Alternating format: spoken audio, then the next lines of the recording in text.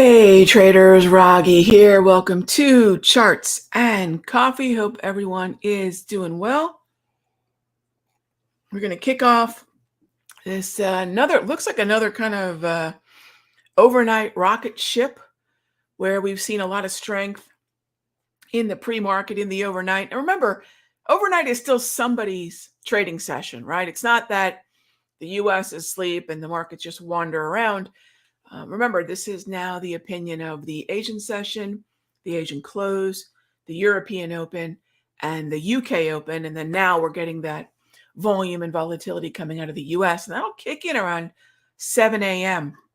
The wicks that we see are the second biggest hot zone of the week, and that is the PPI. Now, yesterday's CPI was a big part of the rally as it looks like inflation is cooling.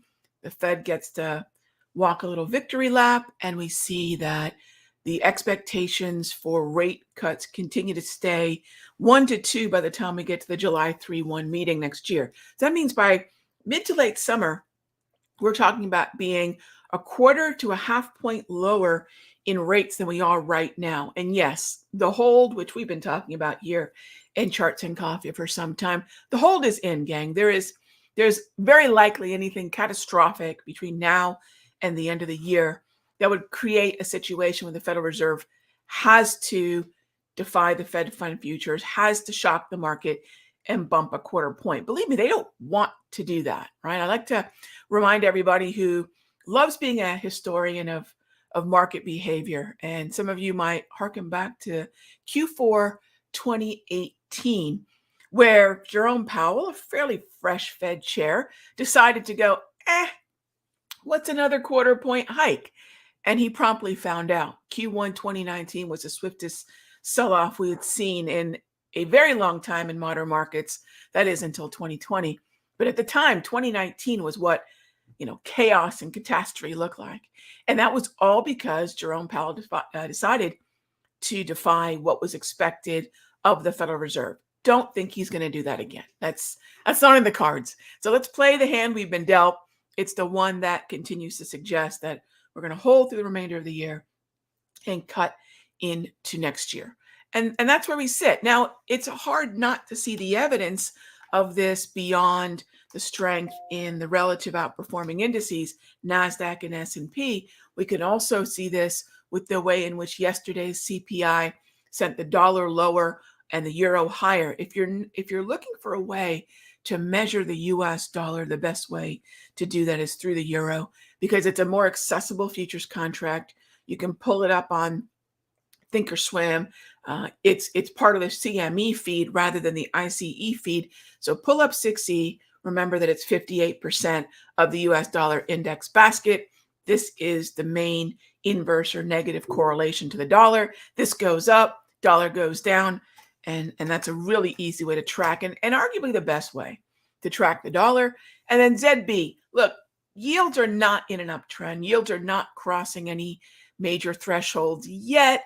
That's going to be up around 122. So that's a long way away.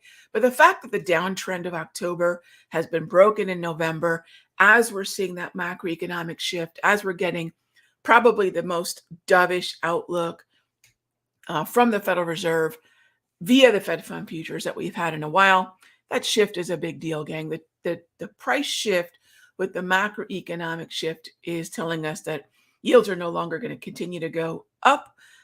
It doesn't mean that they're going to go down sharply, but they've stabilized. And look, we can be in a strong dollar, high yield environment and still see equities rally. We've done that through 2023. So please just ditch this notion that stonks can't rally without bond yields going down, without the dollar going down. We have, right? We've already defied that. So now we ask ourselves, how much better would it be if money got cheaper and the dollar got weaker? And a whole lot better, right? So if we were able to rally without that, imagine how things will look when monetary policy becomes more accommodative. Lending becomes cheaper to borrow.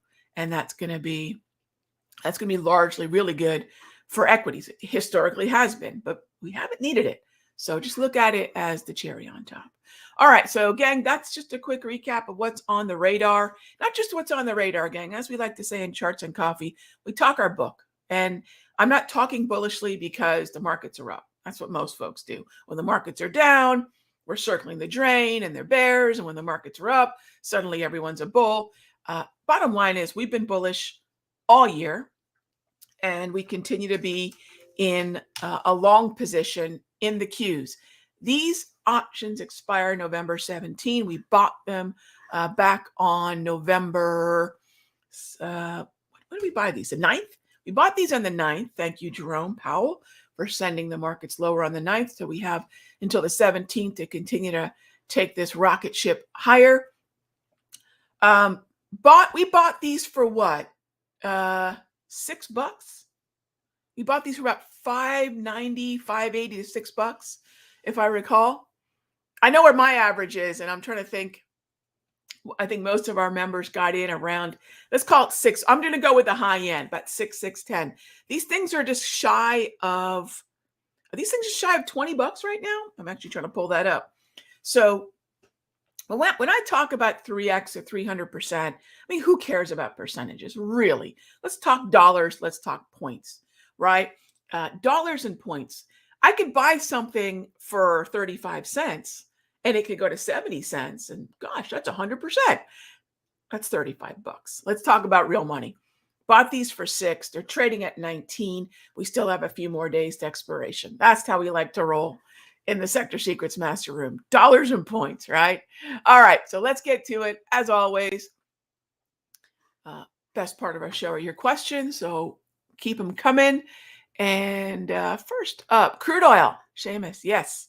So if I take a look at crude, I gotta tell you, this is the one place that has not panned out like I was looking for it to happen. And by the way, we'll circle back to semiconductors because there are 4 things I'm really looking at, arguably 5, and I'll make sure before we wrap up the show I point you in the right direction. But crude oil, Seamus, this is one of those things where when the price action does not justify the opinion, I can't hang on to the opinion any longer, right? We have to change our mind and say, hey, it's not a matter of wrong or right. It's just a matter of the weather changed, right? And if you live in Florida, you know that the weather is going to change about 3 times a day. So when I look at where we were above the 200, where we were above, say, $82, and where we are now at 77, this is not the same crude oil market that it was through summer and even October. November has brought a downtrend to crude, and then that also leads me to be a little less bearish on energy. And that too has turned into a downtrend, and that too is below that 200 exponential. Tough to be bullish when a stock or a commodity or a sector is below the 200 period exponential moving average. That's the equator, and that puts us in the bearish hemisphere. So shorten the time frame on crude. I don't have a problem with that, but it's got to be a little bit more bearish unless we want to go to a 5-minute time frame, in which case we'll just trade whatever the mood of the market is, AM or PM. And that's probably a pretty easy way to go. The bots reminding me, gang, along with QQQ, we're an SMH. Bought these things for, I think my average cost was between $335 and $405, so $305 to about, $395 to $405 per option. We like to call these scalable. In other words, at about $400, how many options can you buy? And for a lot of folks, quite a few. So it's not as if we're buying a $4,000 or $2,000 option where we've got this one fixed unit. Think about the fact that if I did not buy multiple units of a scalable, affordable contract, there's no way we can ride this towards $11.50 and still be able to take profit along the way. So remember, if you're looking at how to spend, say, I'm just going to throw a random number out there. Let's say you've got a budget of $3,500. You can buy $3,500 worth of options. Would you rather buy one unit where it's just a binary in and out? Or would you rather buy 10 $350 options? I'd rather do the latter, because what that's going to give me, and that's pretty much what we have in SMH, where I'm going to be able to scale out as this trade goes in my favor and as we approach expiration, which for this one is also 17 November. All right, so think about that when you're spending your money. Am I buying multiple units where I have the flexibility of scaling out?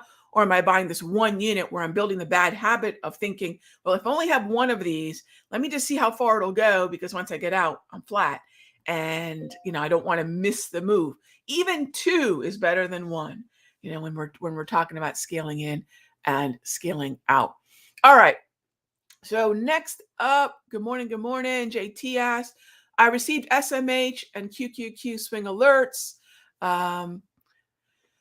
You're in Australia. Okay, so I missed those swings. There'll be more. JT, I'll tell you what, I am as optimistic about being able to put swings on. We've been slowly building swing positions since September, and every month is bringing us a few more opportunities, and every month, even better, is bringing us a little bit more follow through. So this is just really the early part of what could be a much more. And by the way, this has gone very parabolic, so let's not presume this is going to be the pace in the indices and the sectors. But this is a really good start to sort of waking up folks to the fact that if monetary policy is going to become more accommodative, again, cheaper dollar, weaker dollar, lower yields, easier lending. This is all the fuel that we typically like for the fire that sends these indices and stocks higher. So I have more time. Let's see. I missed those swings, so I have more time to place trades. Do I find many swings on a daily time frame? Yes. Well, JT. So remember, if I'm trading a daily price movement range on a 1 hour time frame, that daily price movement range is also going to happen on the daily time frame. But the time of day, that's something, I'm afraid, my friend, that I won't be able to change, because the bulk of what we're going to be doing is going to be between 9:30 a.m. Eastern and 4 p.m. So that's just going to be one of the challenges. And JT, I feel your pain. I spent 2 weeks in Seoul quite a few years ago, but I attempted to trade like I was still here on the East Coast of the US. And it is challenging, no doubt. What was it, 13-hour time difference? It is challenging, no doubt. And so in that regard, it's just a reality if we're going to trade US based markets, it's just a different time. And I'm not in any way trying to suggest you can't do it, but I don't want to suggest that I've got a workaround. If my hours are 9:30 to 4 Eastern, that's going to be when the bulk of what we're going to do is going to come out. And I will say, I usually like to put the alerts out there with a little bit of warning. But I mean, again, if you're sleeping, obviously that time difference with Australia is going to be a little tricky. But I think it can be done. Don't want to disrupt your sleep, though. I've been there too, back in 2000, 99, 2000, 2001. I thought that as a Forex trader, I was doing a lot of Forex trading back then, that I had to be up with London. So I'd get up at 2 a.m. and I'd trade, and it was miserable. So again, I feel your pain. It is doable, but it can be tough. Those time changes can be tough. All right. And that was about a 90-minute heads up. So for those of you that are wondering, Rag, are these fill orders or are they alerts? A fill order is not an alert. Fill order is just telling you, this is what I did and good luck to you. We do alerts. And alerts mean, this is what I'm looking at. We're not there yet, but when we get there, this is what I want to buy. And this is the price at which I want to buy it. And so for those of you wondering, what kind of lead time, as much as I can possibly give you all and still maintain the accuracy and the integrity of what it is that I want to do. And it's usually going to be, I'm going to say on average, 30 minutes to maybe 2 hours, somewhere in that window. Sometimes it's days. But at the end of the day, the actual trade is still going to alert between 9:30 and 4. All right. Next up, actually, let's go take a look at what's going on with the S&P, because I mentioned there was 4 places that I'm really interested in. I'm still very much interested in the NASDAQ, whether that be NQ, QQQ, or the MNQ. Nothing wrong with micros. I tend, though, to recommend to my traders, if you want to start to take steps into becoming a futures trader, start with the options on the ETF. Now, by doing that, and one of the things we do in the mastery is that We look at the NQ, but we'll use the alternative of the ETF options with the QQQ. But you don't have to do that, right? You can stick with the NQ. You can stick with the MNQ. And by the way, for those of you that don't know, um, the Lorna bot is scalping. So for those of you that took this last class, which just happened in September, we're also scalping in the mastery. So if you want to scalp NQ futures, if you want to scalp MNQ futures, and yeah, that could also apply to QQQ options. Lorna bot is scalping. We've got that very sequence, mechanized bot scalping approach that's been, gosh, I guess 2 or 3 months now in the Sector Secrets Mastery. So yet another time frame, time horizon you could use to try to take advantage of the moves that we're seeing right here. So pretty cool. A lot of folks are loving bot scalping with the Lorna bot. All right. What else do we have? S&P. Yes, I want to pull back. And yesterday's rally was beyond the 68% probability of volatility. In other words, we rallied so far, so fast that the volatility said, look, this is beyond the 68%. NASDAQ did much the same. Now, that's great if you're already long, like we were in the NAS. However, what about if you want to get long? So I'm gonna mention here, looking at the 1 hour, take a look at that chart in the center that I have here. Green trend. Look at the very bottom of the chart. Green trend means long only. And by the way, for those folks saying we've gone too far and this is the top, that is not trading. That is not trading. We're not here to predict where the sellers are going to come in. What we're trying to do, and this is very different. You might say, but Rog, aren't you trying to find a support level? What's the difference between someone saying, hey, here's the ceiling, and you saying, here's the floor? Great question if you're thinking that. I'll tell you what the difference is. Trends tend to continue. I think we all know that, right? The reason we like trends is because the follow through and the predictability, when everyone, for the most part, is thinking in the same way, bullishly or bearishly, after a pullback, we tend to continue. And so when I look at something like the 1 hour S&P, it's in a trend. Typically in an uptrend, when prices sell off, there's more buy the dip. There's more, oh, this thing went on sale. And the thinking is, well, if the direction's going higher and it pulled back, let's buy into that weakness because the assumption is it's going to continue. And that's a good assumption to have. It's a far better assumption to presume that healthy trends correct and continue. Correction continue. That's my career. That's my 30 years right there. Picking the top, picking the V top or reversal. No, that's going to be a very, and imagine how many folks thought that on the 10th, got their faces ripped off, as they like to say in trading. How many folks thought that yesterday? So please, gang, if there's a trend in play, if that's the way that the flow is going, just find a way to engage the flow, right? Don't be a contrarian. Not the time to do that. All right. So not too much from the PPI, but certainly not a CPI-esque reaction. You can see here when we got the PPI, the producer price index at 830, initial spike. I mean, look at that crazy spike. And then we pull back a little bit. Now, is this a big pullback on the PPI? No, we're actually going down and testing some support levels that were established with right here. That's the European Open. Right around here, that's the Asian close.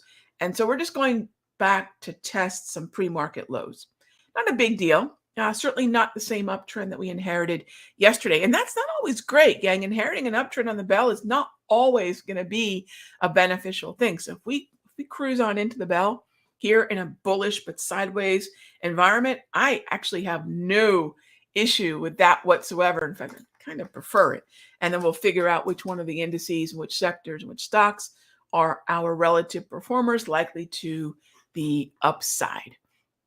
All right, so let's see what else we have here. I think that's it on the question. So thank you as always, gang. Caffeinate and dominate. I'll see you all tomorrow. Same time, same station. Be good to each other, gang. And S&P, QQQ, SMH, keep an eye on the financials as well. I'll talk to you tomorrow.